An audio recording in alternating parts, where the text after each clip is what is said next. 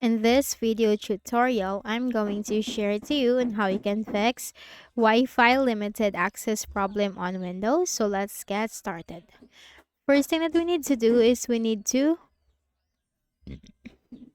go ahead in the Windows search bar and type ncpa.cpl. Click on it under the best match. Once you find your network adapter or your Wi-Fi, make a right click, select properties.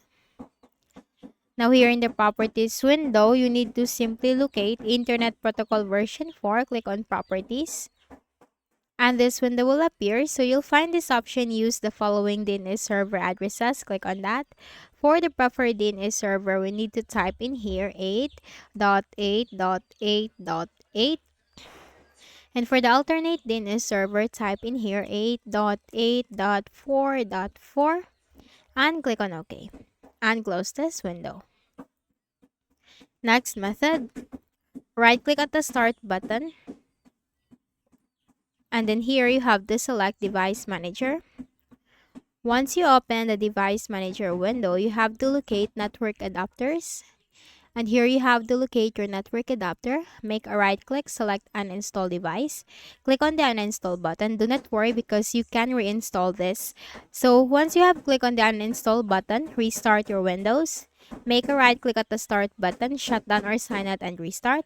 After restarting, that will automatically reinstall the driver on your Windows and that will fix the issue for you. Next method is we need to run some commands in the command prompt. So go ahead in the Windows search bar, type cmd. Click on Run as Administrator in the right pane. Here, simply follow me for the commands. First command is netsh space winsock space reset.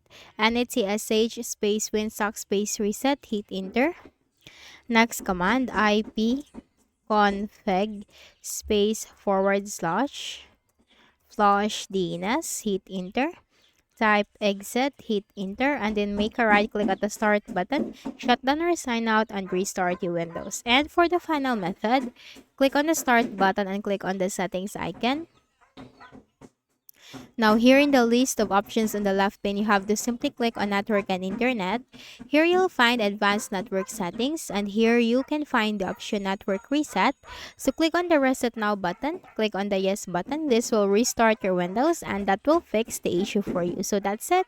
So I hope this video helped you. Kindly please do not forget to hit the like button and subscribe to this YouTube channel for more tutorials like this. Thank you for watching.